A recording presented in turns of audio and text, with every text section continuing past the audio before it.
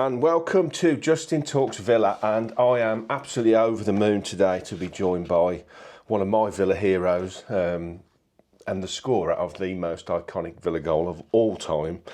I hope you enjoyed the Gary Thompson episodes, and if you haven't already, please subscribe to the channel and like the videos. It helps massively to push it out to other fans. I can't believe really that I'm here and I got the call to come and talk to Peter. He's just flown in from Australia. And I'm over the moon. 92 goals in 230 games for Villa. Peter Withe, thanks for joining me today. It's always a pleasure. That's very kind of you, honestly. We are going to mainly talk about your time at the Villa because I think that will easily take up the whole of the episode. But I know you've had a fantastic career. But one person, non-Villa, I did want to talk to you about. I think you'll probably know who I'm talking about here. I've recently read a book, Provided You Don't Kiss Me, by Duncan Hamilton. That might give you a clue. Right. And I'm fascinated by Brian Clough. Okay. So what was it like playing under the genius Brian Clough? And what's your go-to Brian Clough story? Because I'm sure everybody has one.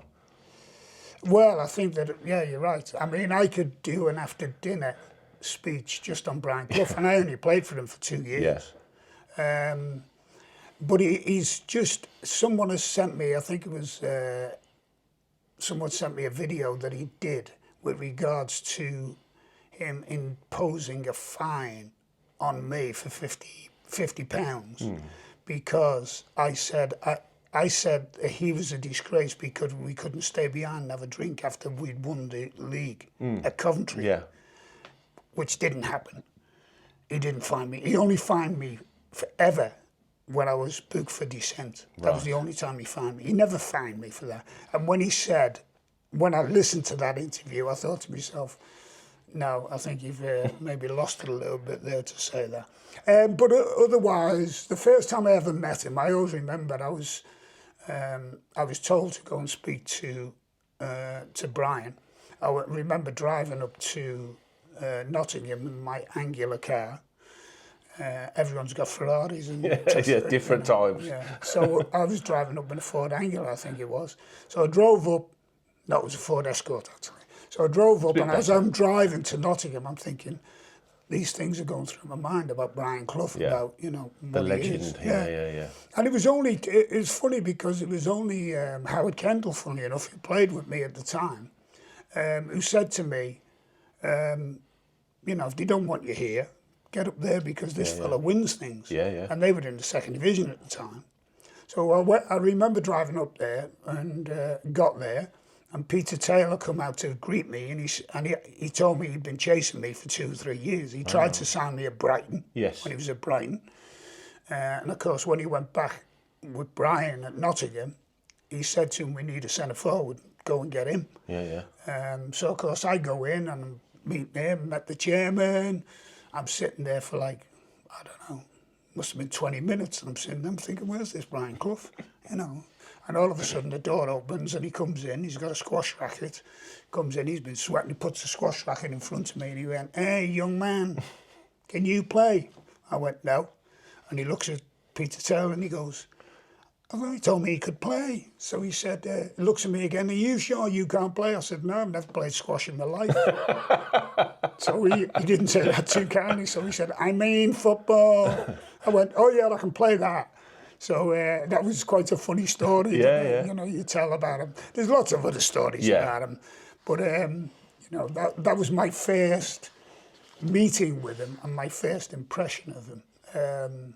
But of course, we all know what happened with regards to us getting promotion by the skin of our teeth and then winning the championship.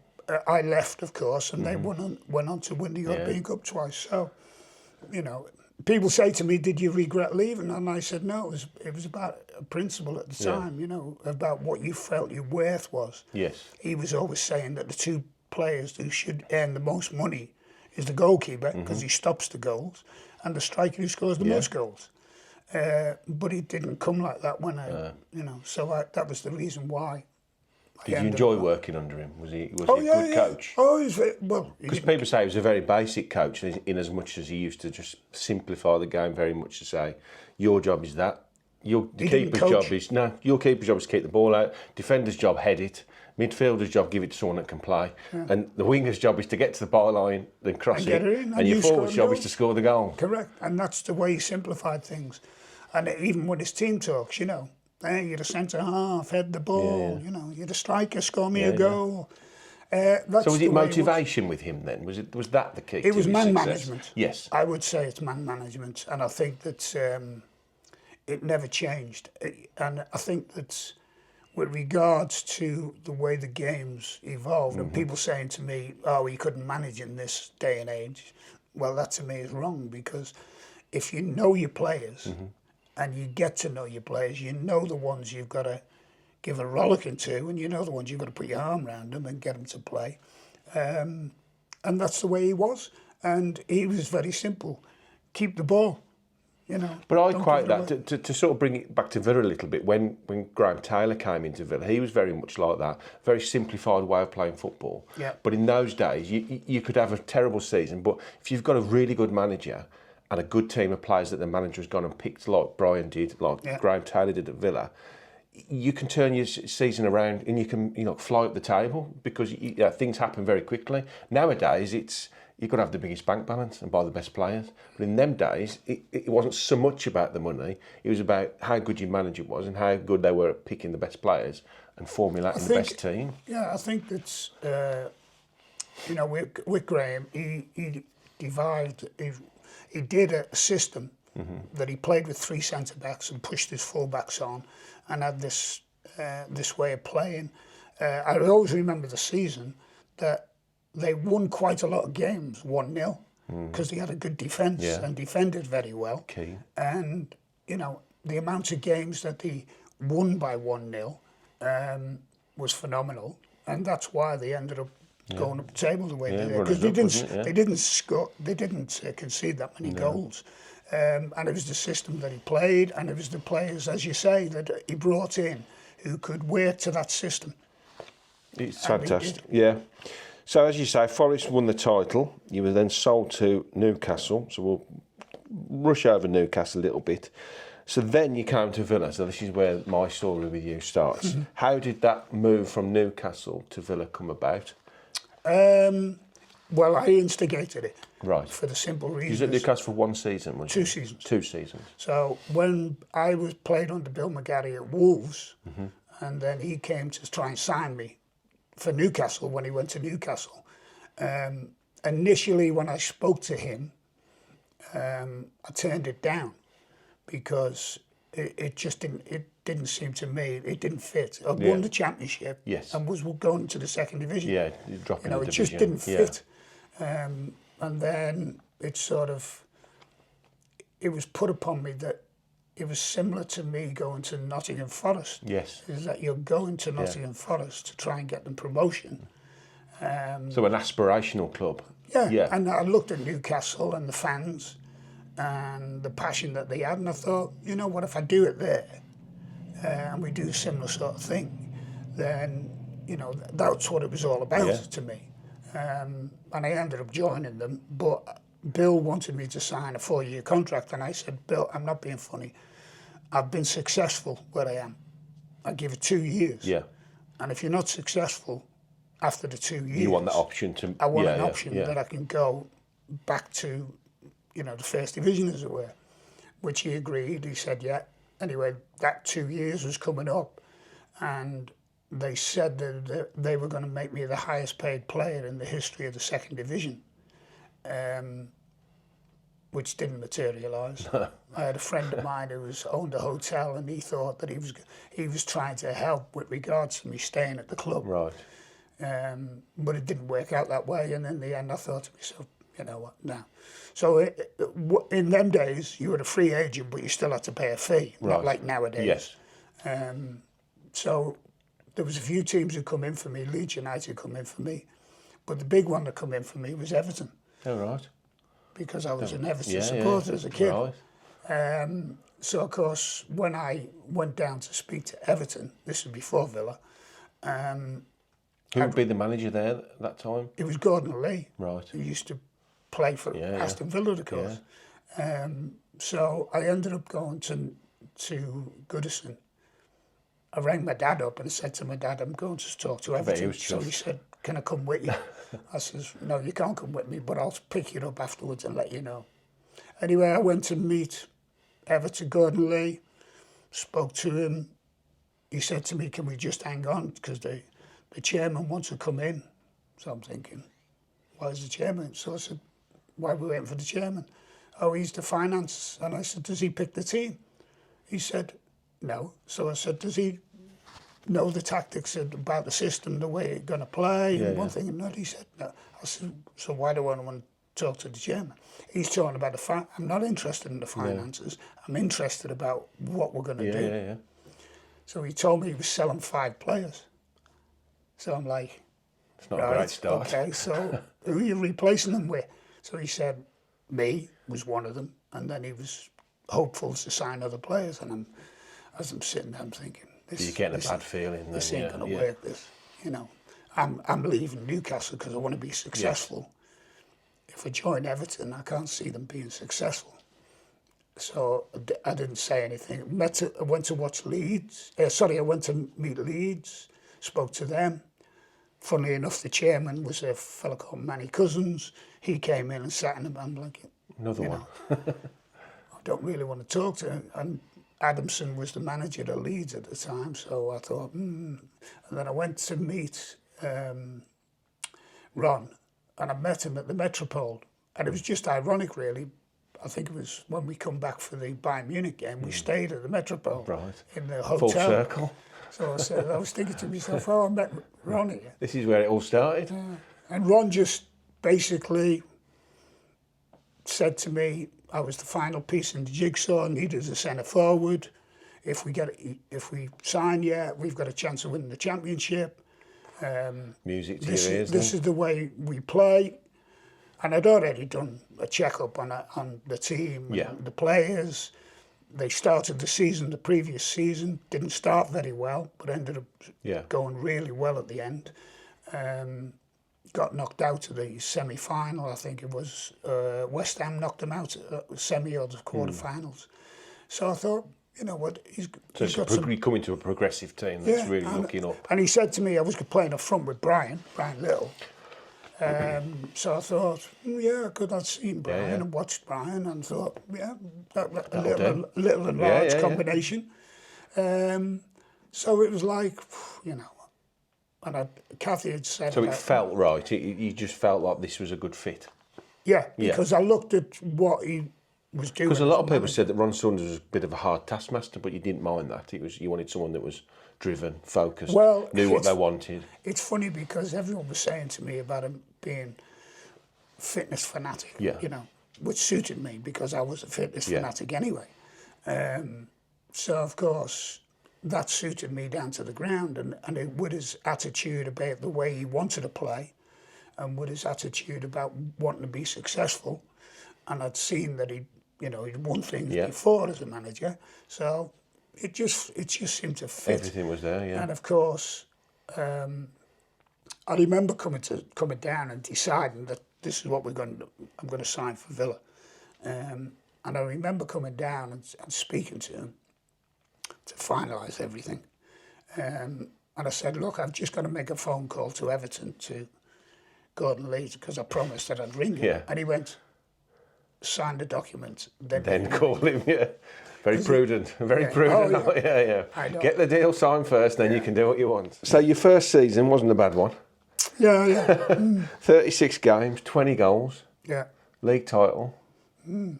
Well, I think that it's, funnily enough, it started off, I got my first goals away to Manchester City, scored 2. We drew 2-2. My first goal at Villa Park, funnily enough, come against Tottenham Hotspur. And my mate was in goal for Tottenham at the time, Ray Clements. And I managed to follow a rebound and score, basically. Did you let him know? He always knew. He always knew. So we went through the season, and it ended up, funnily enough, when we do the pre-season, Brian was struggling with a knee injury. Yeah. So it was obvious, pretty obvious, that he wasn't going to make the start of the season. I thought he might have made it later, but he wasn't going to make. And then it was sort of thrust on Gary Shaw to partner me up front. And we just seemed to hit it off. And I was sort of, you know, I'd like to think his mentor with regards to giving directions. Yes.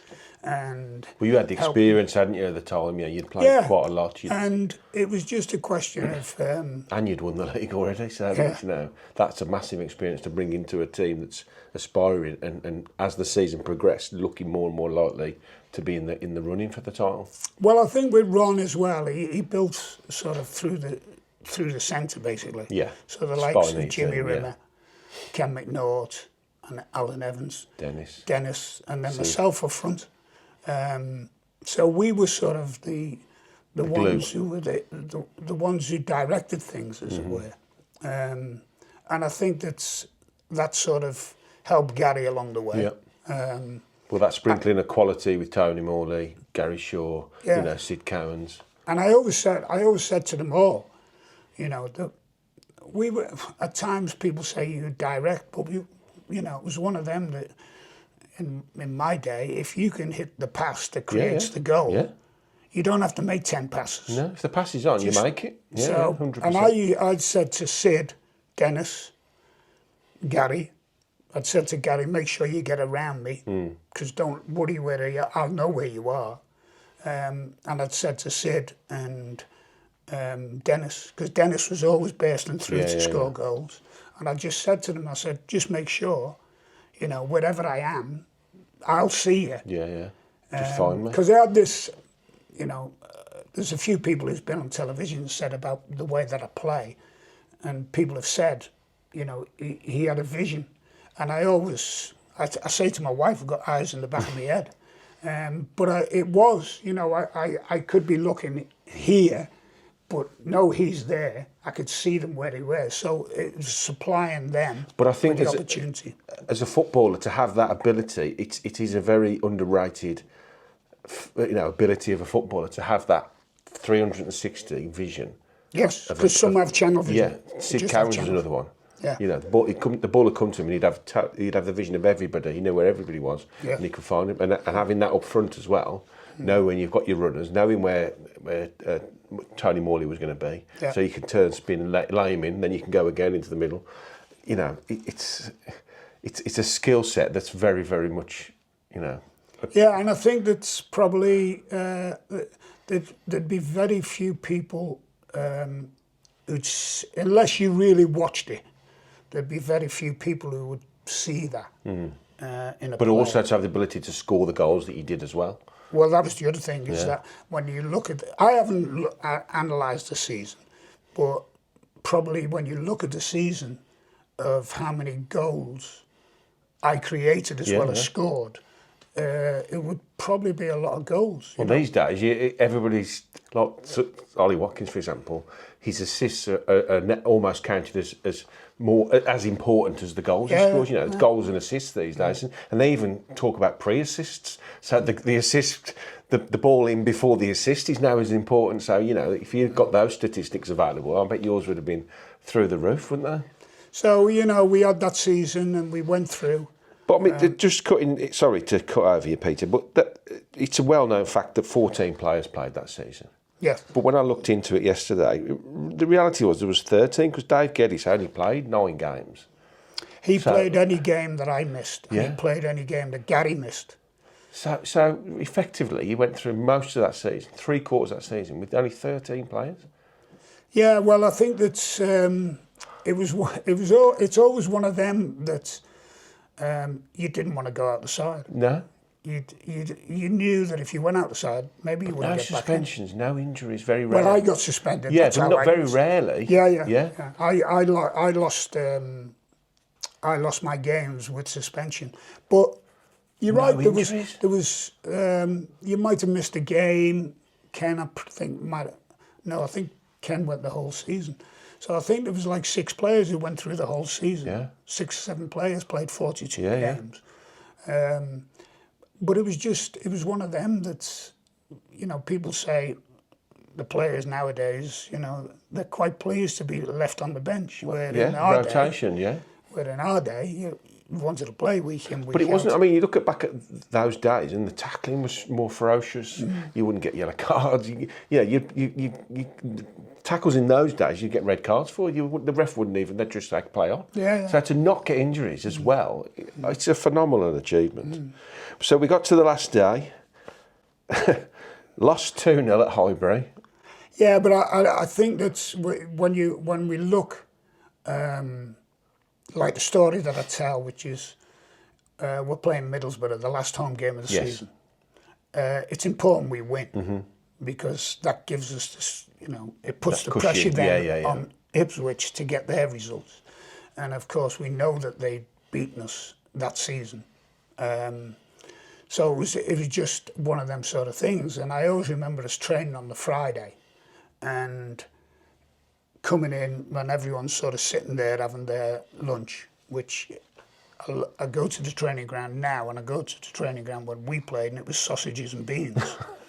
Maybe Slightly different to what they have now. Mashed potato, whereas I go to the training ground now and it's like... I mean, they recognise it, do you? What they eat now. It's like a 5-star hotel. They've got beautiful. the chefs there and everything. But anyway, I go in there and they're all looking a bit like... I'm thinking, what's wrong with all of you lot? So he said, oh, you don't know about Middlesbrough? No, why? So they're our bogey side. We don't beat Middlesbrough. And we played them in the season at Middlesbrough. I think we drew 2-2.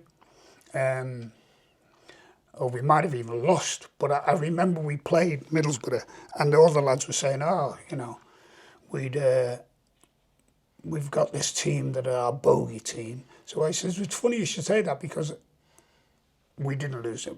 I said, I've never been in the losing side and I've always scored against Middlesbrough. And all of a sudden it lifted. Oh, it perked everyone up. So everyone was like, all right. Great. Lucky Charms arrived. It never happened, like, you know, and we're thinking about it, so on and so forth. And of course, it was on Match of the Day and Motson was the commentator. Yeah. And it could have been 10. It was one of them games. And I always remember Motson, we were putting them under that much pressure that he was actually saying, it ended up, we lost the ball and then I made a tackle and won the ball back. And Motson said, I can't believe it, Middlesbrough cannot get out of their own half. They've pinned them in and they're creating these chances. And of course, you know, we want that first goal. I always remember, ball gets played up. Alan Evans goes up, wins the ball. I backheel it. Someone has and it goes to Gary, and Gary just rockets it into the corner. Then the game goes on. We're winning 1-0 and everything. And my son Stephen still thinks that goal was the best goal. He's just said that, It's the best goal because we had a picture made of it. And of course, Gordon picks up the ball, plays it to Tony Morley, plays it back, gets it back, went to Tony Morley again. And the irony is that Neil, who was the manager at the time, had a team meeting. And he said in the team meeting, if we have any chance of winning this game, we have to stop Withe. Right. If you can stop him, we've got a chance of winning the game. What are we going to do? Well, one of my mates was Billy Ashcroft. Right. So I come from Speke and Billy come from Garston, next village up. And Billy put his hand up and said, I'll mark him, I'll stop him from playing, I'll mark him out the game. So he said, okay, you sure? So he said, yeah. Anyway, I'd hit the post and hit the woodwork twice. And a lad called McAndrew, who ended up going as U-team coach. Oh, Tony McAndrew. So Tony was the centre half, him and it. So Tony told me later when I went to work with him, he said to me, I went up to Billy, I said to Billy, just like to ask you one thing. So he said, are you ever going to get near him to stop him from playing? So Billy was there. Anyway, of course. I'm doing my best. It ends up that Tony picks this ball up and gets it onto his right foot and he pings it. And I, of course, I'm next to Billy and I just peel off, as I do. Take him in the near post, peel off. Yeah. And of course, it's flying over his head. Perfectly. And we talk about heading the ball. I used to practice for hours. at the training ground doing this, studying goalkeepers. So I knew that goalkeeper Platt was going to be moving here. So he was going to move across goal, yeah. And I always practice heading back across the goalkeeper because they can't change They always the say flat. that, don't they? And of course it goes straight across the goalkeeper into the back of the net, and I just spin off now. And as I'm going like this to the halt end, there's a ball boy here, and he's on this picture, and the ball boy is like, he's like this as well, you know, the two of us. Fantastic. And of course, that ball boy sent me a message about 2 years ago. Really? And he said to me, that was me in the, you know, that picture you see, that was me, could you sign? Really, so I ended up sending a picture to him. And of course, Pilaf, that was the second goal, and then Evo scores the third goal. But as I say, I did the post at both ends. I chance after, I could have scored a hat-trick on that game. So he didn't do a very good job of marking you out the game then. No. So, but ironically, like you say, that put the pressure then on Ipswich, and then the week after they also faced Middlesbrough. well, it was funny because we were talking about it at the training ground, and we were saying, you know, the way that we played against them and beat them comfortably. Embarrassing them. You know, can you see them bloody beating Ipswich? And of course, we were getting the information back that I was going to ask you that. Was you aware of that game during the game at Arsenal? we were aware the supporters were behind the goal. Of course, yeah, and they all had the little transistor radios. And they were all like jumping up and down, so we're thinking something's happened here, you know. And then someone was saying, Middlesbrough have just scored, you know. Yankovic. I hope you all bought him a pint after that game. We've said, I think Ron sent him a bottle of champagne. But of course, deserved it. we lost 2-0, and it probably wasn't one of our best performances. But of course, when we come in and went in the changing room, they'd already said, you know, you're champions. Fabulous. And it was like, oh, champagne's coming out. That'll do. Yeah, we're going on to that season now, the 81-82 season. We won't talk much about the league because there's an important thing that happened in that season, so we're going to talk more about that. But you finished 11th in the league, so 30 points behind Liverpool. So the drop-off in the league was quite a lot. So do you think the European... Because when Villa qualified this year for the Champions League, a lot of people said, you know, can they manage both competitions, or all the competitions now, four competitions together, and still be able to be competitive in the league? Now, when I knew I was coming to see you, I did look into that. I was surprised just how far off the pace in the league we was. So do you think it was something to do with the European campaign that affected your league performance? I think probably it was one of them seasons where I wouldn't say we wasn't trying just as hard as what we were the previous season, but I think that we did have an effect with regards to the amount of games that we were playing. Yeah. And we wasn't, again, using a lot of players in them games. So, yeah, it was disappointing, the way the league was going. Yeah. But certainly we were all pumped up for the European. And I suppose the more you progressed through the European competition, the more focused that became, and probably less so on the league, because you thought, you know, we've got a chance here. Yeah. And, of course, you know... the games that we played and some of the teams that we played, certainly when we went to, you know, East Germany and played there, they were hard games. You were playing against teams that, in them days, as we know, you had to win the championship. And of course, Liverpool was in there because they won the European Cup the year before. So we knew that it was going to be tough, but we always thought that we had a good side. We didn't concede a lot of goals. We always knew that we were capable of scoring goals with the players that we had in the team. And it probably it took us.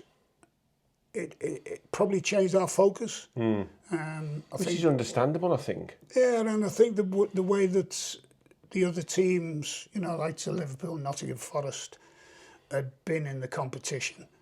and we wanted to emulate that and keep it going, as it were. Well, English clubs were absolutely dominant, weren't they, in that period in Yeah. Europe? So for Villa to qualify, you know, almost felt like you had to go far in the competition, didn't you, to keep the run going.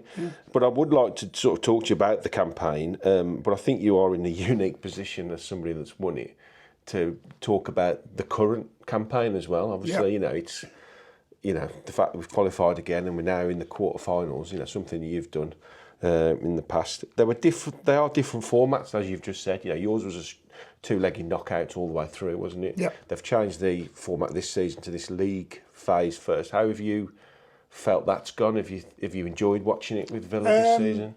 I think that it's a question of the way that they've done it. Was quite unique, really. That because you get, I've enjoyed it, to be honest. you're getting four teams from the UK. You're getting 4 teams from Germany, and the amount of teams that are in the competition, to do the format the way they did, that it wasn't drawn out. You had to play in a league situation, so you got other chances. The likes of Bayern Munich didn't look like they were going to qualify. No. And then PSG all of a sudden, as well, down there. you know, they qualify and get to the knockout stages and get through. And also having that guaranteed 4 homes, 4 away, so you knew you was going to see 8 games. Whereas you easily could have been knocked out in the first round, and that was it. You're done, aren't you? So I think that's good. So it was harder in that respect. But now, with regards, I've enjoyed watching the games.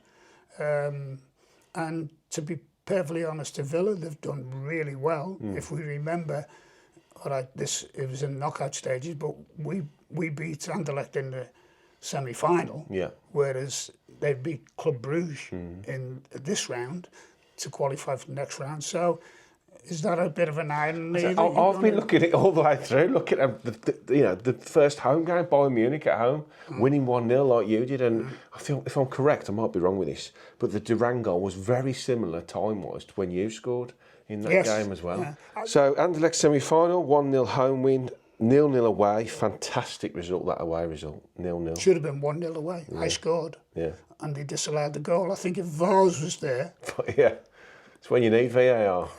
It would have happened. So then we go on to the big one, the final, the goal. Well, it's not. I don't think it's just so much the goal. I think it's the build up to that game. Is that everyone was saying that Ron was always a stickler to not change things. And I think Tony took that on board. So we didn't change anything. We still travelled on the day. On the Monday, we still done the training. We still went the Tuesday, prepared for the game on the Wednesday. So all the players were focused on that game. The irony is that the senior players, the likes of Ken McNaught, Jimmy Rimmer, myself, not so much Dennis, but he would. We'd always go and find a pub and have a couple of beers. And people say, players of today wouldn't, and they wouldn't do that now. But having said that, if someone said to me, by the way, I'm going to pay you $350,000 a week, but you can't have a drink till the end of the season. No problem. I ain't got a problem with that. No. But it was just a way of relaxing, and people said to... Ron was always a bit of a stickler with regards to sleeping tablets and things like that to calm people down. I couldn't take tablets. No. What I used to do is I'd have, even with Nottingham Forest, I used to say to Brian Clough, is it okay if I have a couple of Guinness on a Friday? And he'd go, no problem, if that helps you sleep. And I'd always have a couple of pints of Guinness on a Friday. So it was the same when we used to go and we'd go and have a beer to chat and talk about the game and talk about different things and what we've read. And most of the stuff that we read was that we didn't have a cat and mouse chance of winning the game. Massive underdogs. So it was like your unofficial team meeting before the game. So it was one of them that we looked, and I think they had something like 7 or 8 international players. And at the time I think we had 3, maybe 2. So, they'd probably looked at this team and thought to himself, we've got probably... We'll win this, we've got every chance to win it. And even when I went to change my shirt with Argentile, I went to Germany because Stephen had arranged for me to swap the shirts back. And they wanted a poster, and I said, no one's posting, but I'll go. And I went there, and of course spoke to Argen Tyler. We had lunch together, and they said to me, would you like a drink? And I said, yeah, I'll have a beer, but he won't have a beer. So he went, what? So I said, well, you wouldn't have a beer with us, and what's the name? He said, yeah, I wouldn't have a beer because we were so devastated. And to this day, even to this day, we're still devastated. We couldn't get over it. I remember in the centre circle, they were just deflated, totally deflated. And of course, you know, we sort of picked up that cup and looked at them getting the runners-up medal. You know, so a team like Bayern Munich. And when I went to change my shirt and went round their museum, phenomenal, absolutely. The amount of trophies. It was a bit like going, I've been around Real Madrid and Barcelona and seen their trophy cabinet. And I was like, it's up there, isn't it? You know, it's unbelievable. But, you know, to this day, I've got some friends in Australia who's members who Bayern Munich supporters. Right, they still talk to you? They talk to me. Even after this season, like 1-0 loss. He's here again. Yeah. The man who broke our hearts. Yeah. So, the goal... Yeah. What do you remember of it? Do you still go over and over your head? And it's funny even because now? The move started with me. Yeah. Because the ball got played up to me, and I remember turning inside, and Hunes, their centre forward, was challenging me, and I pushed him to one side, made the pass to Dennis. Dennis, of course, played it through to Gary, who was running the wrong way. He was going to the touchline, and all of a sudden done this. As he does, this beautiful turn, cut inside, and as he's cut inside, Tony's making that you run. just see Tony sort of doing this, and then all of a sudden he makes the run, he realises, and Gary knocks this ball into him, and now for the first time he's a one-on-one situation, and of course he goes one way, goes the other, and now he gets to that position where I know where he's going. So what's your thought of that? When he's reached that touchline, what are you thinking? Before it even gets to there, Argentina's marking me. So was he tight on you then? And I've gone like that to go to there. Right. And he's now, he's done what I used to say to centre-halves, whatever you do, don't face the ball. No. Look to see where because he's got that, almost feels you on his shoulder, and he's thinking he's coming into the near post, so I'm going to go with him. You're thinking. So I'd peel back. Now I'm in the centre. That fullback's over. He's nowhere to be seen. I'm thinking, go on, Tony. And then, of course, Tony drills it across the box. And, you know, I practiced this. Well, like I said, I practiced headers. I practiced finishing. I used to practice, drop the kids off at school, go to the training ground. Before anyone starts, I'd spend 30, 40 minutes practicing finishing. Which got infectious, by the way, because Sid used to come out, say, can I join? Gary used to come out and say, can I join? Nigel Spink used to come out and say, can I go in goal for this? So it got infectious about before we... So I used to practice and practice and practice, and them sort of things, situations... You haven't even got to think then, have you? I've always got that in my mind. So when, of course, the ball comes across, everyone thinks he's going to hit it with his left foot because he's left-footed.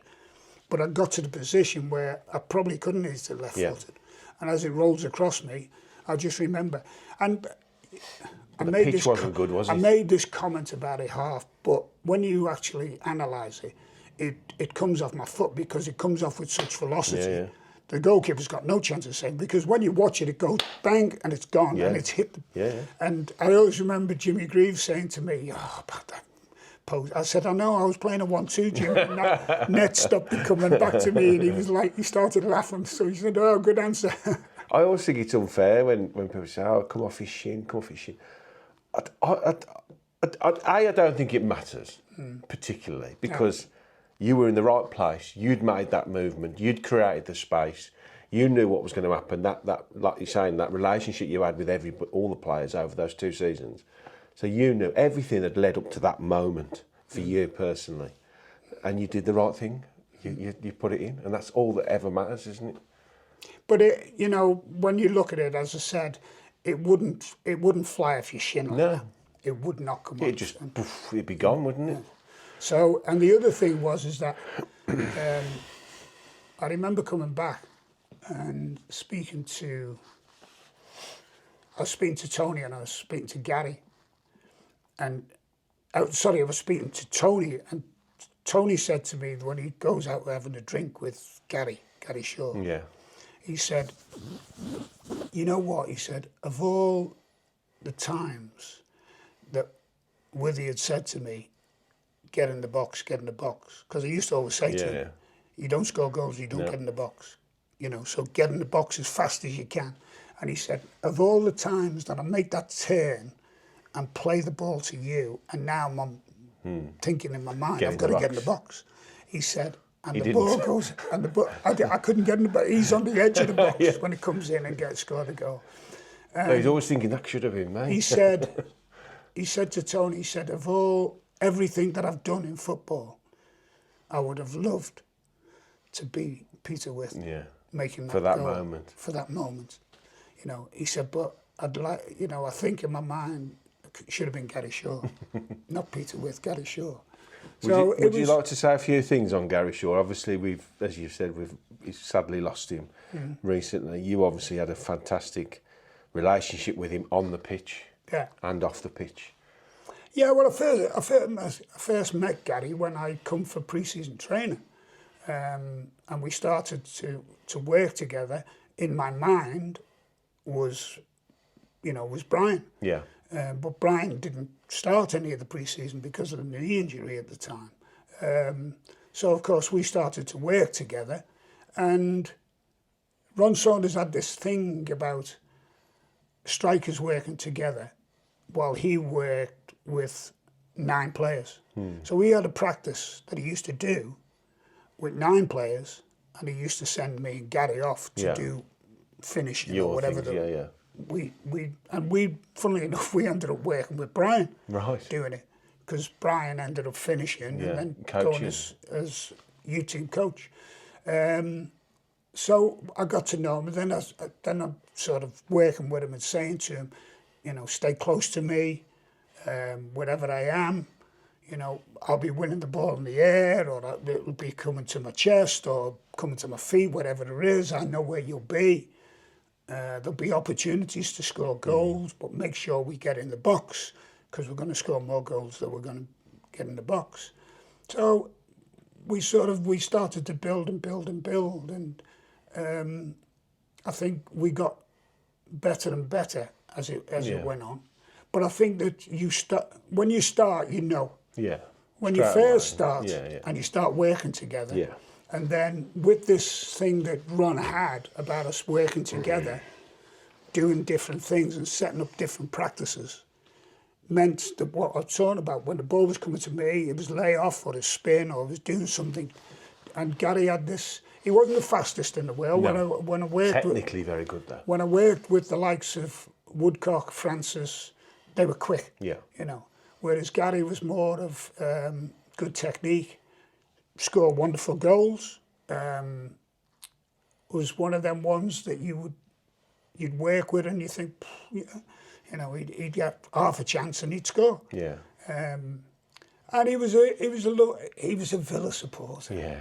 And he was on the tab. That's why I said to you he would have loved to score that goal, being a Villa supporter, being someone who's been on the terrace and watched the games. Lovely all of a sudden transferred into this. This player is gone from idolising people from the terracing to the terracing idolising them on the football field, and he was a great lad. He wasn't one of these who, got above his station, because I used to remind him about that, because I was a bit similar. I was like that. Keep your feet on the ground. Don't let it run away with you. And he was always one of them that and if he did try and do something, I'd look at him and go, and give that little smile to him. And I think that was sort of, I would think that the only thing that was lacking, I said to him, you'll never get the Withe glare. So he said, what do you mean? So I says, you look at centre-halves when they do something against you or against me, they'll end up with the glare. And that's what I was talking about Gordon Cowens. Gordon just said, you know, you've got that thing. And I says, well, there's two different ones. One's focused on your job and one's warning people. Yeah, don't come near me. Don't try it again, you know. Yeah, terrible loss, terrible loss. I do want to just talk about this, what's in this cup here. Yes. Obviously, this magnificent Trophy. that Peter won. What a fantastic... Just even sit here holding this is an absolute honour, to be honest. What a fantastic... But I don't know whether you want to get out what's inside. Yeah. When I realised I was coming to talk to Peter, and I spoke to his son, and he told me what Peter still owns. As I say, I'm a massive collector of memorabilia, and this particular piece of memorabilia, I think every Villa fan in the world would love to see and touch and own. So, this is your actual shirt then from the game? Yeah. Just made one mistake. I give it to Argentile. So yeah, just talk us through. We'll take some pictures and I'll put them up on the screen. Yeah. So as you could see, I don't know if you can see here on the front. He signed it. It's signed. So you swapped the shirt at the end of the game. Yeah. So you had his shirt. Yes. He had your shirt. Yes. And have a hold of it. But what happened is that, see, in the days, like England, I'll give you an example. Played the first game for England. You want to keep your shirt. Yeah. Because it's your Memento, first shirt. So I'm playing against Brazil. It was like... Was that your debut for England? Brazil? Wow. At Wembley. So I'm like thinking, if anything I want a Brazil shirt. Yeah. Anyway, I come into the changing room at half time and I'm thinking... Sorry, in them days, would you not have a spare shirt or not? Well, that's what I'm coming to. Okay. So I says, I'm thinking, so I remember Butch Wilkins said to me, what's up? I said, you know what, we're playing against Brazil. I'd really, really like one of their shirts, but I want to keep my shirt. So he said, well, you've got a spare shirt in your locker there. I went, what, we get two shirts? So he said, yeah, there's one in there. Take that off, put that one on and swap that one. And you've got your original. Whoa. Yeah, so of course, straight take it off. Whereas this, Jim Paul, God rest his soul, he was a bit of a stiffler with regards to kits. He would hate losing a kit. I always remember that Diego Maradona, when we played Barcelona, had shingles and he couldn't play, and he come into our changing room with a shirt. And he went to Gary Short and he said, swap shirts. Yeah. And the kit man said, no, you're not giving your shirt away. So I look at Gary and I said, give him the fucking shirt. Give him the shirt. Just give him the shirt. Did he? So yeah, he's bleeding, you know. So in the end, this is one of them situations where if we would have had two, then we'd have done the same. I wouldn't have swapped. No. Because the shirt I wore to score the goal is this shirt. Yeah. Once I got into the changing room, Quick I would have swap. swapped the shirts. So he comes up to you after the game. So on no. the pitch? No. I went up to him actually, and I said to him, "Do you want to swap?" Because they were all devastated. I said, "You want to swap shirts?" So, and to be fair, their kit, their shirt, was like a T-shirt. Yeah. It wasn't, like that. Yeah. With that special, but I suppose because they've been in that many fucking finals. Yeah. They just wore the same kit. So of course, when I'd realised, then I thought to myself, and it was eating away at me with regards to the shirt. So this is how far after when you're thinking? We're talking years. I want it back. And then Stephen said to me, "Do you not fancy trying to get your shirt back?" So I says, "Well, of course, because that is a unique shirt." Yeah.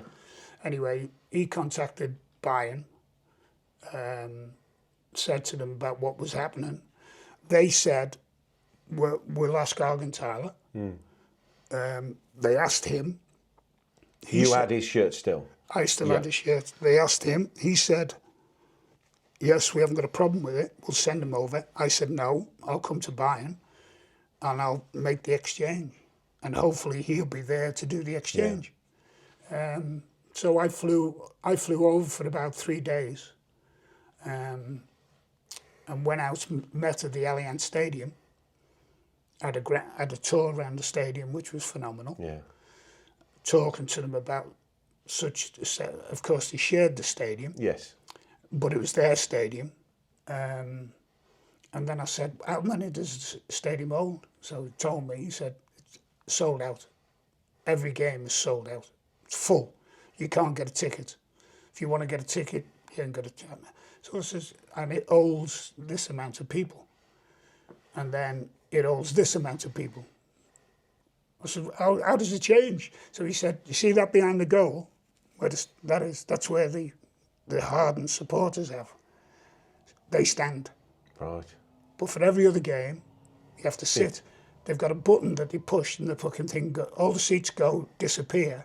So you can get more in. And you get on the terrace and you can stand on the terrace. So it was like, I've never seen that before. Anyway, of course, we go into the museum and all the shirts are actually hanging on hangers up in the sky, as it were, because they had to get a big pole to hook my shirt off, to bring it down, that we make the swap. I've got pictures of us swapping shirts and things like that we make the swap and put his shirt back up there, because they hadn't got many of the buying shirts. Right, so they've always got good other for them shirts. to have that back. So they were pleased that they were going to get that. But obviously, and I got mine back. He signed it. I know, but it's one of them sort of situations. I don't mind. Obviously, it'd be nice to have it without it, but I don't think that's a terrible thing, because I think it adds to the provenance of the shirt. Yeah. Because that's the player that... It's the story as well. Goes with the shirt. Things that obviously get auctioned off and things that go for big money, which this would, not that you're on about selling it, but that adds to its story, doesn't it? Yeah. That what you've just said. You had to go and get it back. He signed it. And what I'm struck by this is I've got a copy of this that Villa sell in the club shop, and mine is like cardboard.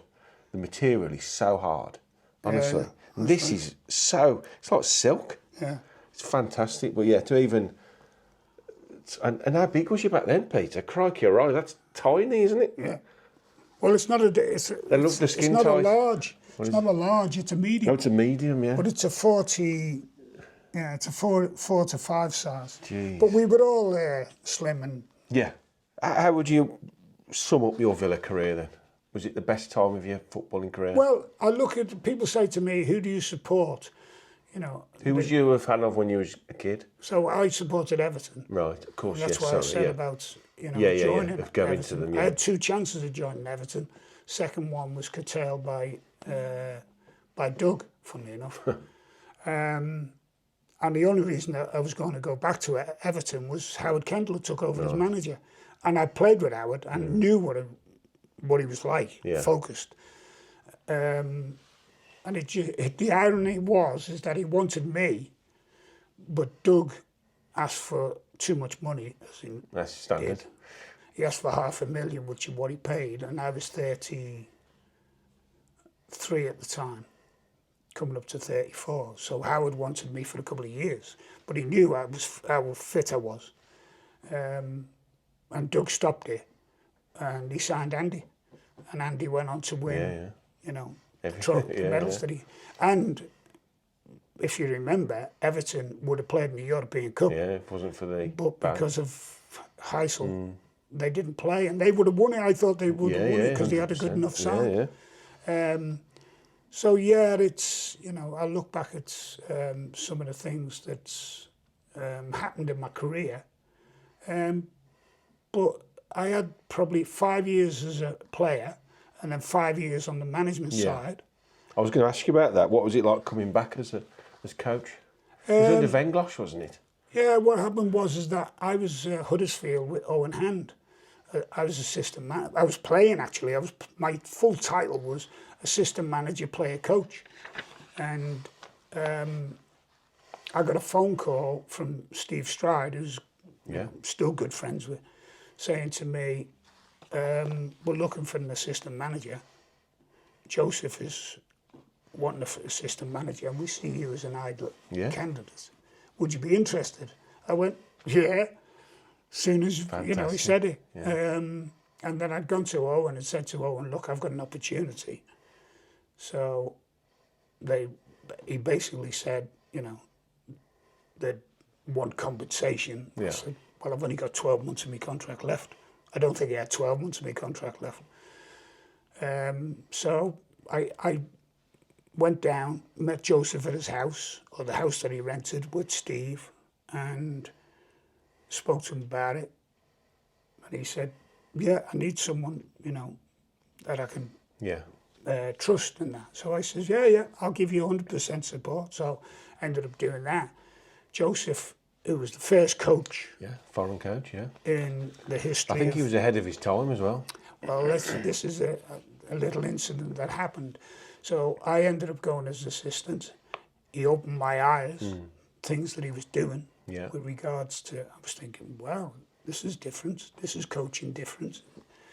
And it probably was about 5 years ago. I was at a Villa game with all the former players. Yeah. And Kevin Gage was there. Yeah. And we were all talking. And Kevin was saying, what an absolute nightmare Joseph VENGLOS was. So I looked at him, I went, no. I said, Kevin, I'd just like to say one thing. You know, he was the first foreign coach. He said, yeah, but he didn't do things the way we do them. I said, yeah, you're right. And did Arsene Wenger do that at Arsenal? Did Mourinho do it? And went through. And I said, the only problem with you was, and your team that you played at that time, you didn't buy into it. No. I said, if you would have bought into It's his totally foreign methods, to them, wasn't it? Yeah. I said, all you were used to, and I'm not being funny, is that you were used to long balls, playing three at the back, and he changed it. He wanted different things, and he wanted players to play, and he wanted people, centre halves, to come out with the ball and things like that. You were used to just dogmatic. You know, Graham was this way inclined, three centre backs went Like the archetypal English way of playing, whereas Correct. you got this foreign coach who's bringing all new ideas, which for Doug really it was a great thinking. It just at the time, like you say, it was too early and people wasn't prepared to open themselves up to this new way, was there? And and all credit to Kevin. Kevin Gage went, yeah, I look back and I probably think you're right. Yeah. You know, we didn't buy into it. And I think that's, you know, and I said his methods were different. He wanted to do things. He wanted, most of the stuff that he did was with the ball on the pitch. Yeah. Wasn't like run. And and that's the way Joseph was. And I tried to persuade him because he was saying he was going to leave because of, he was, more so the media were putting, I remember some of the quotes that they put in, which I thought was scandalous. Dr. No and Dr. Joe. It was just stupid things that they were putting in. And I said to him, I said, look, give it another season. I said, hopefully your thoughts and the way that you philosophy they'll buy into it. I said, because at the moment they haven't bought into it, but hopefully when we keep going and we can persuade them mentally to change. And I got a message saying he'd gone. You know, I was like, Shame. So it was, and in the end, you know, it was it paved the way for Ron to come in. Yeah. And Ron was Ron. Yeah, great. Totally different, you know. But Ron he won a trophy.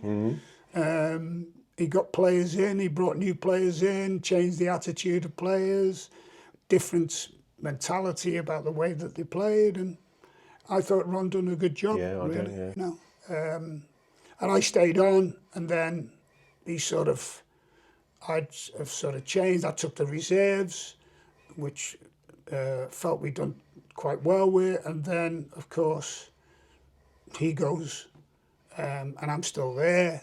Brian takes over. My role changes again with Brian.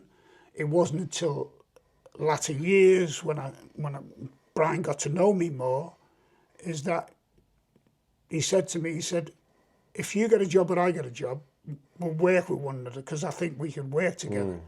And I said, yeah, that'd be fine. I said, you know, we'll see what happens. It didn't materialise in the end.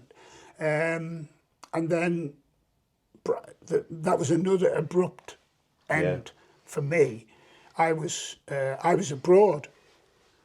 I was scouting abroad, and Alan Evans had sent Alan to go and see some games, who's as you know, is the assistant. Yeah. And I get a phone call saying, Brian's left, he's resigned. I went, what do you mean he's resigned? If I would have been there, or Alan would have been there, and he would have come in and said to us, we would have calmed him down. Yeah, we would have just said, look, you know what he's like, you know what Doug's like. just calm down, just take it with we'll take the flag. Do you think and you're we'll going to talk to him out of it? Yeah, I think we would have. Really? I think that he was, but he's stubborn.